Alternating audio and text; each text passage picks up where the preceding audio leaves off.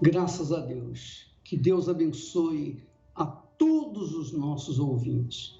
Todos, indistintamente. Você que é católica, espírita, evangélica, você que é muçulmano, budista, judeu, não importa a sua religião. Aliás, o que importa não é o nosso exterior, mas o nosso interior. Porque quando o nosso interior vai bem, o nosso exterior naturalmente vai bem também.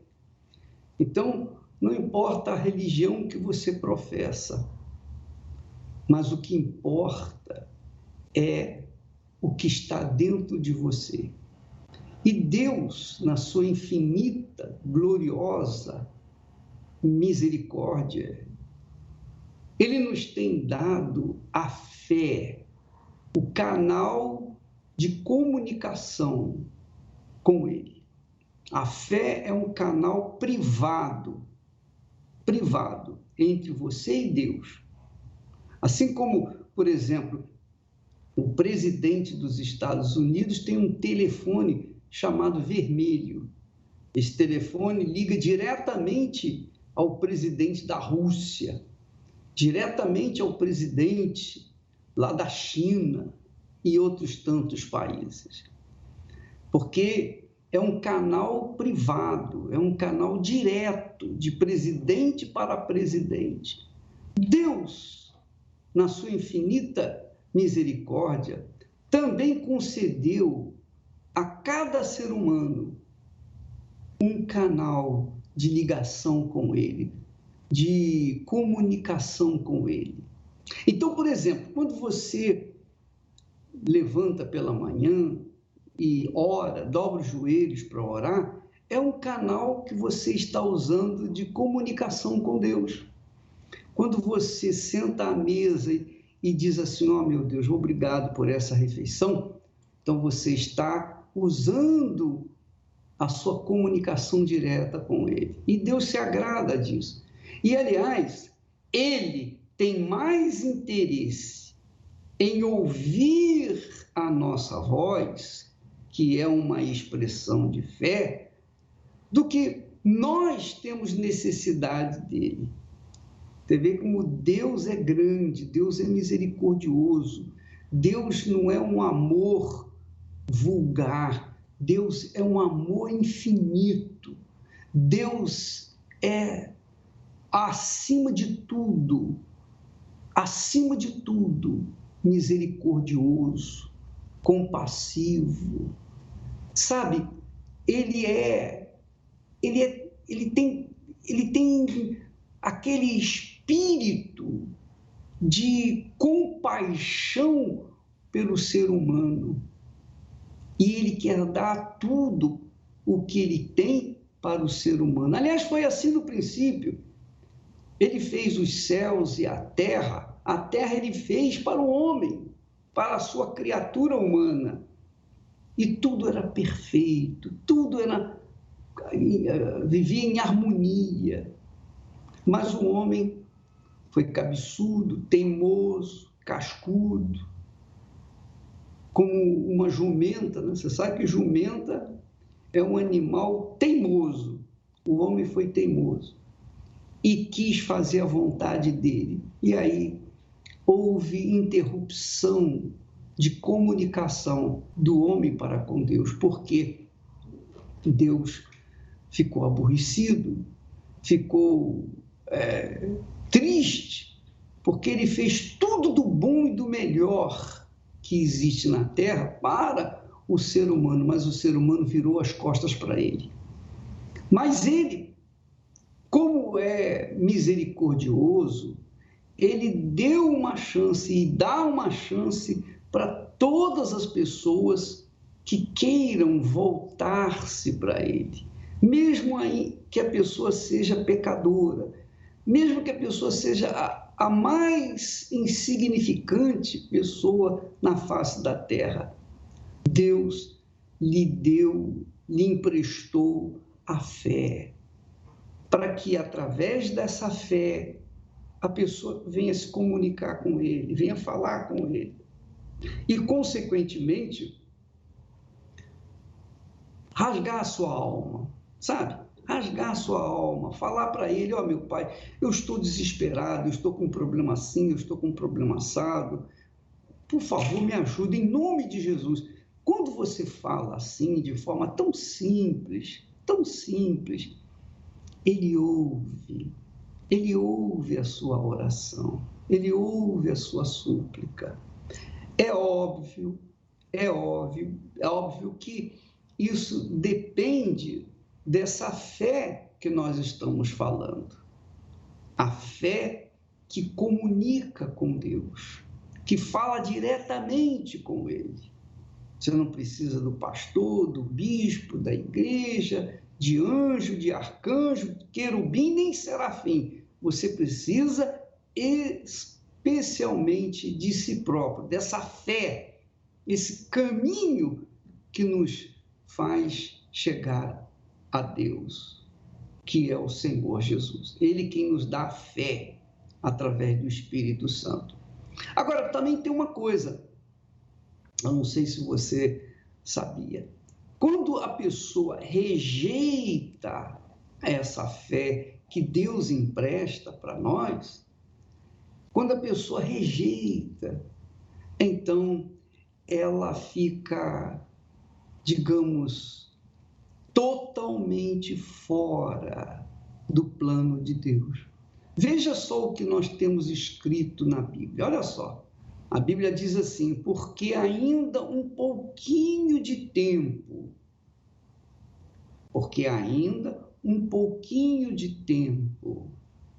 e o que há de vir, virá, e não tardará. Quando Deus fala, porque ainda um pouquinho de tempo, é porque 1000 anos para nós é como um dia para Deus. Quer dizer, Deus considera o tempo em que o Senhor Jesus virá a este mundo, vai vir rápido, não tardará. Ele diz assim, porque há um pouquinho de tempo e o que há de vir, virá, que é Jesus, e não tardará. Mas o justo, a pessoa que é justificada, que é, digamos assim, merecedora por Deus, considerada merecedora por Deus, essa criatura terá vida pela fé. É isso que quer dizer aqui, mas o justo viverá pela fé, quer dizer, a pessoa vai viver pela fé. É por essa comunicação com Deus, por esse canal direto com Deus, que é através da fé, é que as pessoas vivem. É claro, se a pessoa despreza a fé, como vai se comunicar com Deus? Não é verdade? Não tem como.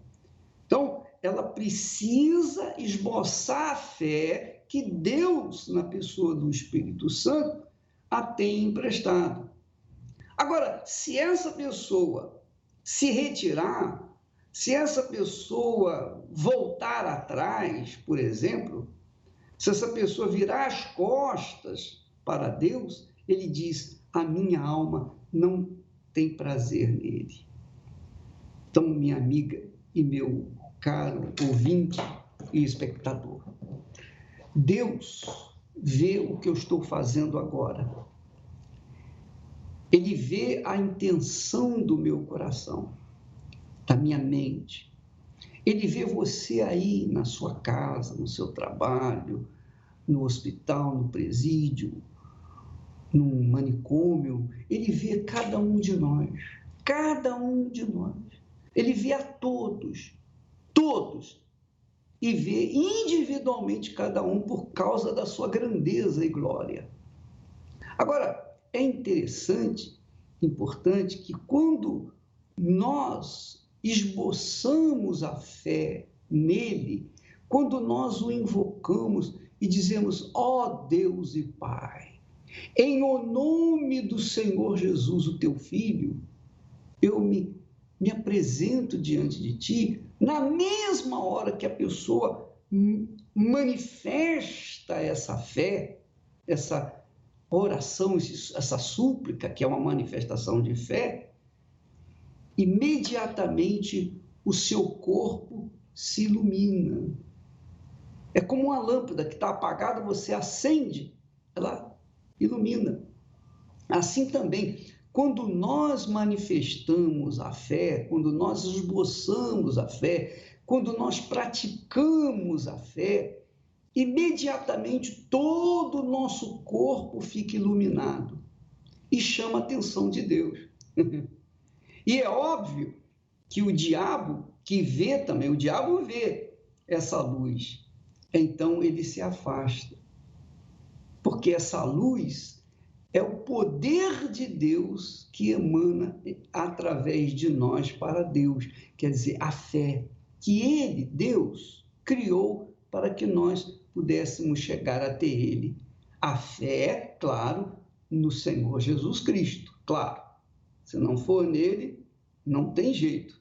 Não tem como você atravessar a ponte que vai daí onde você está até onde está o trono do Altíssimo. Você tem que usar o nome de Jesus. E a fé inteligente, a fé sábia, a fé que produz efeito, ela está focada na pessoa do Senhor Jesus, porque ele, Jesus, é o autor e consumador da fé. Então, minha amiga, meu amigo, onde quer que você esteja, sofrendo o que quiser, o que você estiver sofrendo, seja o problema familiar, seja o problema do filho perdido nas drogas, a filha que saiu de casa, o marido que saiu de casa, a mulher que está com a cabeça virada, seja problema de saúde, câncer, qualquer tipo de doença, seja problema econômico, Deus é maior do que todas as coisas. Deus é maior do que qualquer problema. E quando você usa a fé com inteligência, não com sentimento, quando eu falo não com sentimento, não com o coração, é justamente porque muitas pessoas pensam assim: se eu falar para Deus das minhas misérias, eu vou sensibilizá-lo, e então ele vai ouvir a minha oração. Não é assim. A fé não chora, nem tem emoção. A fé é algo duro, que você vê, por exemplo, só para você ter uma ideia, quando Jesus foi ressuscitar a filha de Jairo, ele viu lá os flautistas tocando uma música para confortar, consolar as pessoas que estavam chorando e tal. E Jesus sabe o que fez? Ele mandou que todos saíssem de onde estava a criança e só deixou os pais dela e chamou Pedro, Tiago e João. Lá eles entraram e Jesus então pôde efetuar a ressurreição. Quer dizer, Jesus tirou os carpideiros. Carpideiro é aquela pessoa que recebe dinheiro para chorar. Então, ele tirou os carpideiros, tirou os chorões, tirou os lamentadores. Ele removeu aquele sentimento pesado, sabe? Sabe aquele sentimento por exemplo, você vai onde está o defunto, gente velando o defunto, só vê gente chorando com um lado, chorando. E eu não sei por que deixa o defunto lá, só para esperar as pessoas chegarem para ficar chorando. Eu não entendi isso. Não vai adiantar nada. Não vai adiantar o choro. Pode todo mundo chorar que não vai resolver. É ou não é? Jesus removeu os chorões, removeu aquelas criaturas que gostavam de chorar, porque não resolvia o problema. Não resolve o problema. Então, a fé não tem nada a ver com sentimento.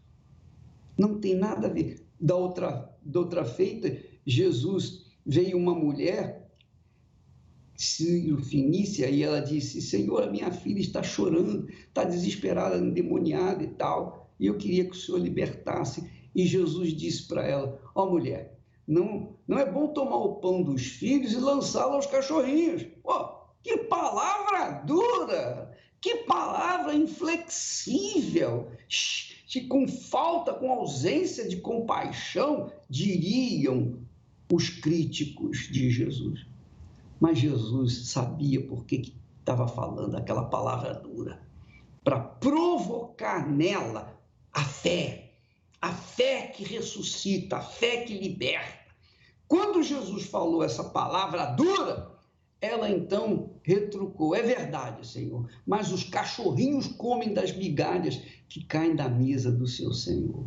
E Jesus olhou para ela: ó mulher, por causa dessa tua palavra, quer dizer, a palavra de fé inteligente, por causa dessa tua palavra de fé, o demônio já deixou a criança. Quer dizer, ela esboçou uma fé, ela imediatamente, sem saber, removeu o demônio que estava lá na casa, na filha dela. Então, minha amiga, meu amigo, a fé é assim. A fé não chora. A fé não tem esse negócio de chororô, ou sentimento, ou a busca de comiseração. Eu lembro, e muitas vezes, eu tive muitas experiências, e uma das muitas experiências que eu tive é no afã de querer ajudar as pessoas, querer mesmo dar a palavra de fé, ensinar a fé, orar por ela. Eu ficava atendendo a pessoa, aí 2 dias depois, uma semana depois, voltava aquela pessoa para falar comigo dos seus problemas, e eu consolava, eu confortava e tal, e não resolvia o problema. Não resolvia o problema. Agora, eu lembro, dentre muitos casos, de uma senhora, uma mãe aflita. Eu tinha terminado a reunião de domingo, e aí eu estava muito cansado, porque a gente dá o máximo da gente na reunião. E quando eu termino a reunião, eu saio esgotado, completamente esgotado. E veio essa senhora falar comigo. E eu estava me encaminhando para o escritório, e ela me interrompeu: ah, bispo, por favor, a minha filha, ela apresentou a filha dela com 16 anos, mais ou menos, a minha filha está com lepra nas costas. É mesmo, senhora? Eu, querendo me ver livre daquele problema que ela trouxe para mim. Aí, então, onde está? É aqui nas costas? Eu dei uma palmada nas costas dela e falei: está curada. E fui embora. Você não dei nem atenção, nem quis ouvir o problema, como aconteceu, o que aconteceu, quanto tempo. Não quis saber de nada. Eu só dei uma palmada assim nas costas dela: está curada. E fui embora. Ela voltou às costas e foi embora para a casa dela. No domingo seguinte, ela volta: olha, bispa, minha filha curada. Eu nunca esqueço desse fato. Nunca, jamais vou esquecer. Porque foi assim, uma coisa bruta. Eu não estava com paciência, desculpa, mas eu não estava com paciência, eu não tinha condições físicas para ficar ali ouvindo lamento e tal, nada disso. Foi assim, vapt-vupt.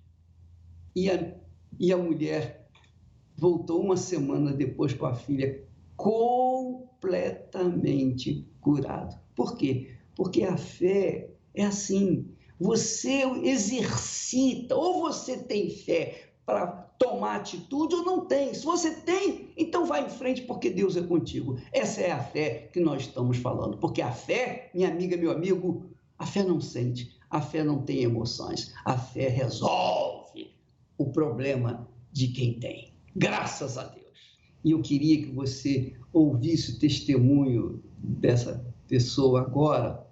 Eu sei que você vai ficar impressionado, porque houve uma manifestação de fé, mas uma fé bruta, uma fé inteligente, uma fé que, como arma, toma posse daquilo que quer.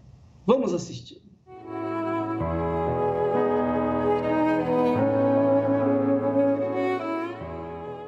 Meu nome é Fabiano Jacó, fui mais conhecido no meio do ocultismo como Millennium e durante 28 anos da minha vida eu militei, eu tive o maior dos centros holísticos do Rio de Janeiro e talvez do Brasil, onde nós tínhamos a formação de bruxos, bruxas, tarólogos e outras doutrinas também ocultistas. As pessoas me procuravam e a minha agenda não tinha lugar na agenda. Chegou a época em que a pessoa só podia marcar para 3 meses depois daquela data que ela gostaria de marcar. Nós tínhamos uma creche para 198 crianças carentes. Como eu gosto muito de repetir, o mal ele age dessa forma, ele faz com que você pense que você está fazendo bem. Então eu me achava uma pessoa ótima, eu achava que eu melhorava a vida das pessoas com os meus atendimentos, eu me achava uma pessoa maravilhosa porque eu cuidava de 198 crianças carentes, eu sempre prosperava muito, conseguia comprar o carro que eu queria, o carro importado, o último modelo, e aí acontecia alguma coisa, ou eu era roubado, ou eu batia com o carro, ou eu tinha que vender aquele carro para suprir uma necessidade financeira momentânea. Eu tinha vícios, o vício do cigarro, eu tinha vício de pornografia, de assistir pornografia, e com isso eu delapidei completamente todo o patrimônio que eu tinha. Casa, carro, tudo aquilo que vocês possam imaginar, eu acabei tendo que vender. Tudo aquilo que eu ganhei através do mal, eu acabei perdendo naquele momento, ou seja, tendo que vender até móveis da minha casa. Eu comecei a sentir um germe da dúvida na minha mente.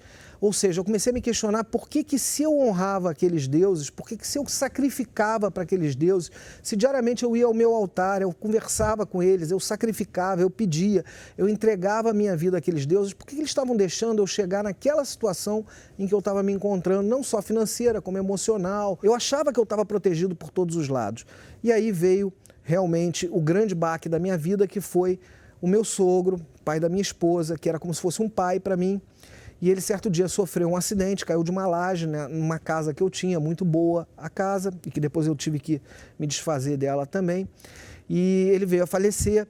E a minha esposa, já buscando a Deus, ainda não estava liberta, ela recebeu uma entidade dessas que ela trabalhava, que disse para ela que essa entidade é que teria matado o meu sogro, justamente porque a minha esposa estava abandonando essa entidade e estava gerando a dúvida na minha mente. Aquilo me revoltou muito, me revoltou demais, e foi quando a minha esposa, algumas semanas depois, me convidou a ir à igreja e fui, finalmente, a essa igrejinha de 70 lugares, eu me lembro como se fosse hoje. Eu acho que todos nós que militamos no ocultismo, nós odiávamos a Igreja Universal, odiávamos o Bispo Macedo, porque ele era a pessoa que trazia a palavra de uma forma muito contundente e, de certa forma, todos nós estamos sob a influência desse mal e esse mal se incomoda. Então, a raiva que eu sentia do Bispo Macedo, a raiva que eu sentia da Igreja Universal, hoje eu tenho certeza que não era uma raiva minha, e sim uma raiva daquele espírito que habitava em mim e que não era o Espírito Santo, era o espírito do mal. E ao entrar na igreja, já tinha começado a reunião, e o pastor estava falando sobre uma passagem bíblica que fala sobre o vaso e o oleiro, e que o vaso precisa ser quebrado para que Deus possa, o oleiro possa ir lá e reconstruir aquele vaso da forma que ele pretende. E aquilo me tocou muito forte no coração. Naquele momento eu senti uma energia muito grande se apoderar de mim e falar comigo na minha mente que aquilo tudo que eu fazia antigamente não era o caminho correto, que aquilo era uma enganação e que eu deveria, ali naquele momento, me entregar a Deus. E foi ali que eu ajoelhei, chorando muito, acabei me entregando a Deus. Algumas semanas depois, eu me batizei nas águas, comecei a me libertar dos vícios que eu tinha anteriormente e comecei a seguir uma vida com Deus. Finalmente eu fui a São Paulo, no Templo de Salomão, para dar o meu testemunho, alguns meses após a minha conversão, quase um ano após a minha conversão. E eu sempre vinha buscando o Espírito Santo, escutava falar em Espírito Santo, mas não conseguia compreender esse conceito do Espírito Santo. E aí eu comecei uma prática que surgiu da minha mente, da minha cabeça, que foi a seguinte: o mal ele não cria nada, ele apenas deturpa as coisas de Deus. O mal não cria uma folha de grama. Então, às 3 horas da manhã era considerada a hora do mal. Por quê? Como ele deturpa as coisas de Deus disse que Jesus teria morrido às 3 horas da tarde. Então o mal pega às 3 horas da manhã como sendo o horário dele. E eu falei, eu vou derrubar esse mal e eu vou orar justamente pelo Espírito Santo às 3 horas da manhã. Na quinta-feira, um dia antes do meu testemunho, às 3 horas da manhã, finalmente eu recebi esse batismo com o Espírito Santo. Foi uma coisa completamente diferente de tudo aquilo que eu imaginava que seria. Não é emoção, não é puramente um sentimento. Isso te traz uma certeza muito grande e modifica a tua vida naquele exato momento em que ocorre. E assim foi comigo na minha vida. Hoje eu sou uma pessoa que eu durmo, ou seja, eu consigo encostar a minha cabeça no travesseiro e ter uma noite de sono tranquila, descansada. A minha vida se transformou também no casamento, nós éramos pessoas que nós discutíamos muito, hoje em dia a nossa vida é completamente apaziguada, um ajuda o outro, um é sempre parceiro do outro e companheiro. Então, quer dizer, o Espírito Santo ele agiu em todos os campos da minha vida, até na minha vida familiar mais distante, ou seja, fora do meu núcleo particular familiar, porque eu consegui trazer a minha mãe para a igreja, que foi uma pessoa também que relutou durante muito tempo. Então, quer dizer, hoje a minha vida, eu posso dizer o seguinte, se eu tivesse que resumir, o que é minha vida é plenitude. Eu sou um homem próspero, porque prosperidade não vem só do lado financeiro. A prosperidade passa pelo financeiro, a prosperidade passa pela sua paz, a prosperidade passa por se ter um companheiro, uma companheira, a prosperidade se passa por manter o Espírito Santo dentro de si, porque é uma busca diária, é uma batalha diária para que a gente mantenha a nossa salvação, né? Qualquer ato falho, qualquer palavra, qualquer pensamento pode nos tirar do caminho. Então, diariamente nós temos que lutar para poder manter essa alegria, esse júbilo que é ter o Espírito Santo dentro de si. E hoje eu posso dizer, eu tenho esse júbilo, eu tenho essa alegria, o Espírito Santo me completa. Hoje nada me falta porque eu tenho o Espírito Santo. Acompanhe agora os 10 sintomas de possessão maligna. Nervosismo, insônia, dores de cabeça constantes, desmaios ou ataques, desejo de suicídio, doenças que os médicos não descobrem a causa, vícios, depressão, medo, visão de vultos ou audição de vozes. Se você sofre com algum desses sintomas, nesta sexta-feira, participe da grande sessão do descarrego no Templo de Salomão, às 10 horas, 15 horas e 20 horas. Avenida Celso Garcia, 605, Brás.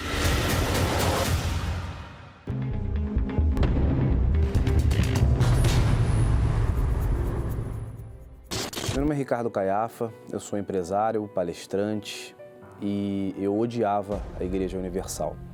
Meu preconceito com a Igreja Universal, ele teve início quando eu ouvia e via, né, dos mais variados tipos de mídia, informações sobre a igreja, onde era falado a respeito de roubo, né, que a igreja roubava, que a igreja enganava. Mas que prontamente abracei todas aquelas informações e não apenas fui vítima dessas informações, como também propaguei. Nós chegávamos a fazer alguns tipos de perseguição às pessoas próximas que nós descobríamos que eram da igreja, né? Então, fazíamos chacota do tipo, vamos passar sacolinha. Tínhamos a imagem de que as pessoas eram tipo Zé Povinho, digamos, as que frequentavam, né, a igreja, e que nós éramos os espertos, né, digamos assim, eram pessoas informadas, pessoas instruídas que andavam com seus olhos abertos. A investigação estabeleceu que os fiéis da Igreja Universal... Então, na minha visão, no meu pensamento, eu não tinha necessidade de salvação, eu não tinha necessidade da igreja, eu não tinha necessidade de aprender nada a mais, né? Porque eu era uma pessoa, na minha visão, muito boa. Só que a minha vida era um fracasso total. Eu não me dava com os relacionamentos porque eu era muito volúvel. Assim também era no trabalho, eu usava de emoção. Tinha uma empresa que estava falida, né, na época, na Bahia, e uma pessoa que era de uma determinada denominação disse para mim que eu deveria frequentar 7 igrejas para poder, dentre elas, escolher uma, mas que dentre essas 7 não fosse a Universal. Até que chegou um momento, não sei em que igreja eu já estava, o número de igrejas que eu já tinha visitado, eu passei na frente de uma pequena igreja universal na cidade de Lauro de Freitas, na Bahia. E dali eu resolvi entrar. Aliás, só um adendo, eu ouvia muito uma frase que me chamava a atenção na época que eu perseguia a igreja. Quando algo estava muito ruim, a coisa não tinha mais jeito, então eu ouvia assim, olha, vai na Igreja Universal que lá tem uma sessão do descarrego que resolve.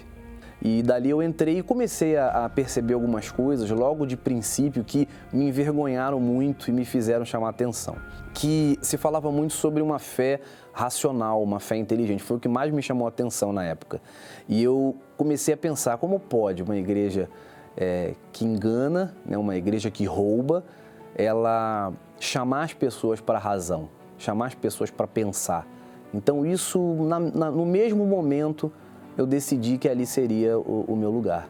E nesse lugar que eu tanto critiquei, né, que eu tanto persegui, através dessas informações que eu recebi, né, que não procediam, eu vim descobrir depois, que a minha vida se transformou, né, que eu consegui primeiramente restaurar o meu eu, consegui me transformar de dentro para fora, e as coisas do lado de fora começaram a mudar. Eu comecei a tomar decisões acertadas na minha vida, comecei a escolher os caminhos certos, ter força e fé suficiente para poder superar as adversidades, não era mais uma pessoa volúvel, que ora ia para a direita, ora ia para a esquerda.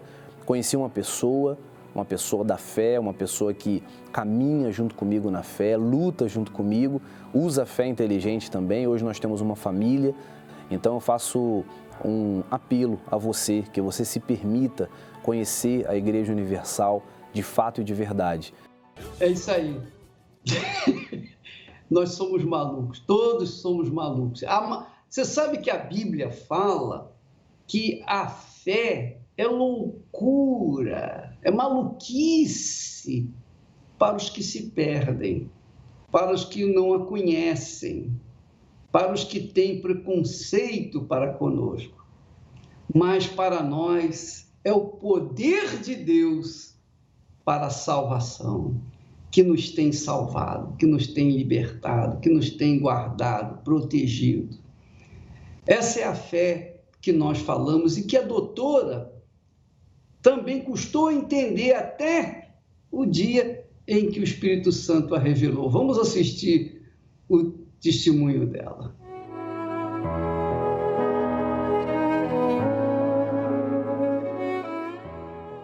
Meu nome é Júlia Melim, eu sou médica, fiz faculdade em Porto Alegre, hoje eu moro em São Paulo, faço residência em ginecologia e obstetrícia. Acreditava na palavra de Deus, mas dentro de mim existiam muitos questionamentos, muitas dúvidas.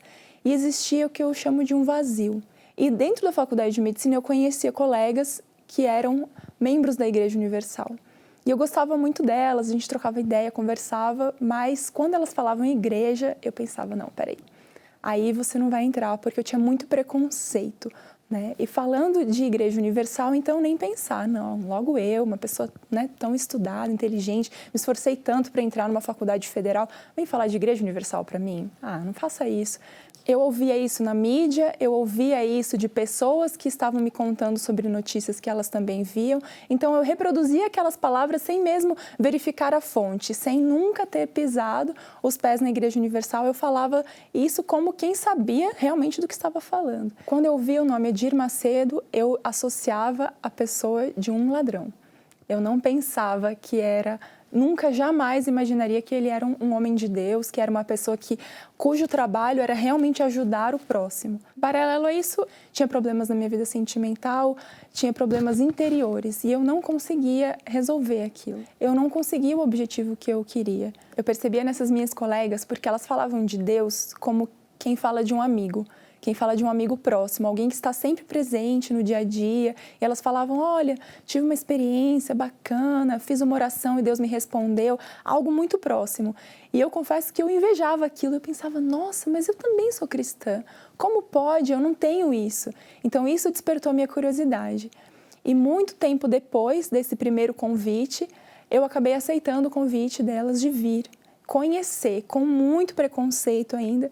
E eu me lembro que no primeiro dia que eu cheguei, em 2007, eu ainda pensei, assim, antes de sair de casa, falei com Deus, olha, esse povo é meio esquisito, eles levantam as mãos, fazem oração alta, vai pedir dinheiro, não sei o que vai acontecer lá, mas na Bíblia eu acredito, então eu peço que o Senhor me ajude a eu entender na Bíblia aquilo que é importante. O que for bom eu vou levar para a minha vida. Esse culto foi muito bacana, porque nunca ouvi ninguém falando desse jeito da palavra de Deus, com uma intimidade, com uma intrepidez, com uma coragem.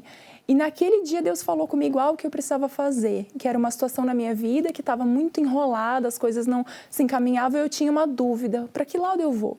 E algum tempo depois eu lembro que eu cheguei para essa minha amiga e perguntei, vem cá, essa história de dízimo aí, me explica.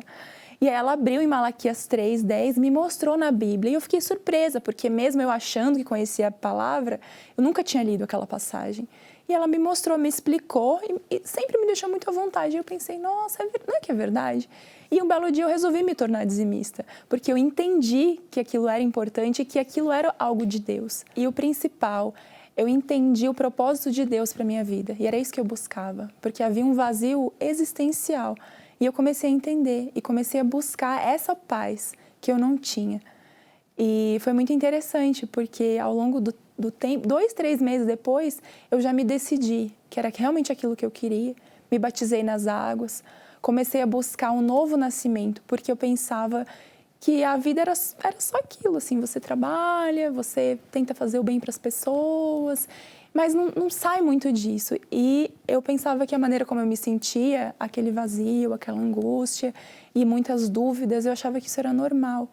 Mas depois eu comecei a perceber, não, Deus tem algo a mais para mim, né? E quando eu busquei o batismo com o Espírito Santo, foi isso. Eu vi que Deus queria morar dentro do meu coração, mas como que você vai entender isso se ninguém te explicar?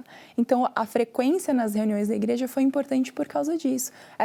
Para mim, era como uma segunda universidade. Eu ia para a aula pela manhã, assistia a faculdade de medicina lá, tudo bem, ciência, ótimo, maravilhoso. Mas nos cultos à noite, nos dias que eu ia, era uma escola da fé, era uma escola de vida. Ali eu não recebia ensinamentos científicos, ali eu recebia um ensinamento de fé, que era o que eu precisava, porque do nosso corpo o médico cuida, mas e da nossa alma? Né? De quem ia cuidar da minha alma? Então ali eu encontrei essa fé. Eu lembro que foi um dia que eu saí correndo do hospital, tive um intervalo nas aulas e fui numa reunião de quarta-feira, peguei um ônibus, saí correndo, fui até a catedral e eu disse, eu quero o Espírito Santo. E nem era um horário que eu costumava ir à igreja, uma quarta-feira à tarde. E ali eu comecei a buscar e comecei a pedir que Deus preenchesse meu interior. E eu já tinha tomado a decisão que eu queria Deus, que eu não queria o mundo, que eu não queria fazer coisas que não agradassem a Deus. Então essa decisão eu já tinha tomado previamente. E ali eu comecei a buscar e comecei a buscar e comecei a louvar a Deus. E em dado momento da reunião eu percebi uma presença no meu interior, uma paz, algo que é como se Deus estivesse falando assim, eu sou o teu pai, você é minha filha, você é minha. E ali foi tudo diferente a partir daquele dia. Era uma alegria indescritível, a paz que houve no meu coração, porque eu vi que aquela Júlia antiga, completamente insegura, ansiosa, já não existia mais. Era uma pessoa diferente. O que eu aprendi na faculdade de medicina foi a cuidar do corpo. A questão da alma não é objeto de estudo dos médicos ou dos cientistas. Isso é uma outra esfera, é um outro campo. E ali eu descobri isso. E é muito interessante porque as pessoas me perguntam, nossa, mas como pode? Você é médica e você é cristã, você tem fé em Deus, isso não é incompatível? Eu digo, não, muito pelo contrário, porque a ciência nada mais é que o estudo dos fenômenos naturais e a natureza é criada por Deus. E a fé é algo diferente, é algo que você crê no mundo espiritual, você crê que Deus existe e Ele pode morar dentro de você. Então, são coisas completamente diferentes. Então, é engraçado, né? As pessoas falam sobre isso, mas a ciência e a fé, na verdade, elas podem e devem andar juntas. E eu percebo que eu sou uma profissional muito mais completa, porque eu tenho essa visão, esse olhar sobre a alma humana diferente. Não é simplesmente um corpo. Quando eu entro numa cirurgia, eu sei que eu não estou simplesmente operando um corpo. Eu sei que ali tem uma alma e aquela alma pode se conectar a Deus. Então, isso tem todo um significado também para mim.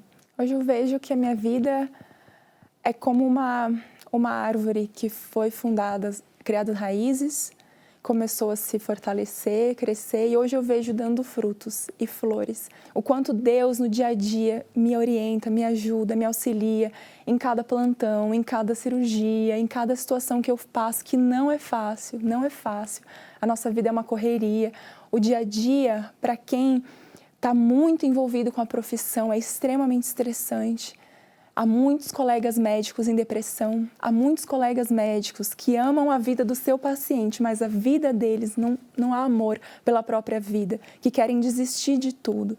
E eu sei, nos momentos difíceis, nos momentos que eu estou lá, um plantão é 3 da manhã, eu estou 24 horas acordada, super cansada, eu sei que eu tenho que trabalhar, eu tenho que dar o meu melhor ainda por aquela pessoa que está na minha frente, aquele paciente.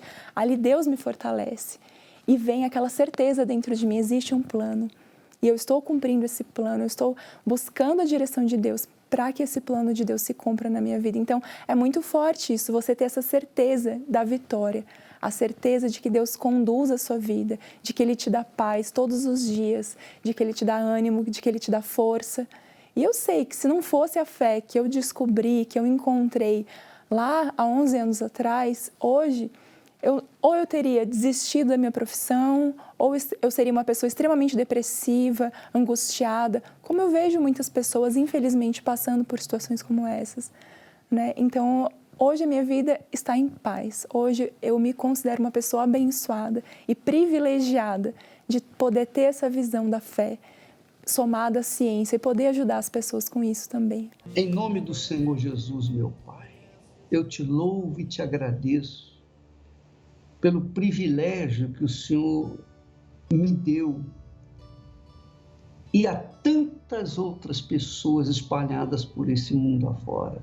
O privilégio da fé, o privilégio do espírito da fé, o espírito que faz a gente crer em Ti, que dá a gente poder para ouvir a Tua voz, para entender a Tua voz, para compreender a Tua voz, a Tua palavra, e então segui-la. Ó meu Pai amado e querido, é como o Senhor Jesus disse: as minhas ovelhas ouvem a minha voz e me seguem. Aleluia. Que privilégio para mim, para todos os que ouvem e seguem a Tua voz, meu Pai. É o caso desta doutora e de tantas outras pessoas que um dia foram privilegiadas em ouvir a Tua voz. Que essa criatura que está me ouvindo também, meu Pai, orando comigo, que neste momento Teu Espírito venha falar a sua mente, o seu intelecto, para que ela possa compreender a Tua vontade. Meu Pai, eu te peço por todo este povo, por todas as pessoas cujos problemas são muitos, meu Senhor. Mas quando se ouve a Tua voz, o nosso ser, a nossa alma se acalma e a nossa mente aguarda, o nosso intelecto espera confiantemente em Ti. Ó, eu te peço, Espírito Santo, por todos os que têm pedido ajuda em oração, seja na internet, seja no rádio, na televisão, onde quer que haja alguém agora, às vezes não tem nem como se comunicar com a gente, mas pelo rádio, elas estão ouvindo, recebendo essa oração. Então, que o teu Espírito venha, meu Pai, completar a tua obra na vida de cada uma delas. Porque eu tenho certeza que o Senhor está nos unindo em um só espírito, numa só fé, num só coração, numa só mente, a mente de nosso Senhor Jesus Cristo, em cujo nome nós te pedimos e agradecemos, meu Pai. E quem crê, diga amém. Graças a Deus, beba água. Pois é, minha amiga, meu amigo ouvinte, a gente queria ajudar mais você, porque aqui a gente ora, dá um conselho, dá uma palavra, mas a gente queria dar muito mais para você. E esse muito mais que você precisa, que você quer, só quando você chega em um dos trabalhos da Igreja Universal do Reino de Deus. Por exemplo, quando a gente vai nos presídios, há uma sede, uma fome pela palavra. E nós ajudamos rapidinho, porque as pessoas estão preparadas, elas estão sedentas. Você está em liberdade, mas você não quer sair da sua casa, você não quer sair do seu conforto para chegar até a igreja. Mas você precisa saber que a fé inteligente faz a gente correr atrás. Não é Deus que vem a gente, somos nós que vamos a Ele. Então, se você ficar esperando que as coisas caem como chuva, você vai ficar esperando até a morte e não vai acontecer nada. Mas se você é uma pessoa inteligente, que usa a sua inteligência, melhor dizendo, você então corre atrás. Faz como a mulher hemorrágica, que foi onde estava Jesus. Então, qualquer igreja universal do Reino de Deus, nós temos as portas abertas de segunda a segunda, de janeiro a janeiro, ininterruptamente. E você não tem que pagar nada. Você tem que apenas trazer a sua fé. Se você tem problema, a Igreja Universal do Reino de Deus, através da fé na pessoa do Senhor Jesus, resolve esse problema. Deus abençoe e até amanhã neste horário, nesta emissora. Até lá.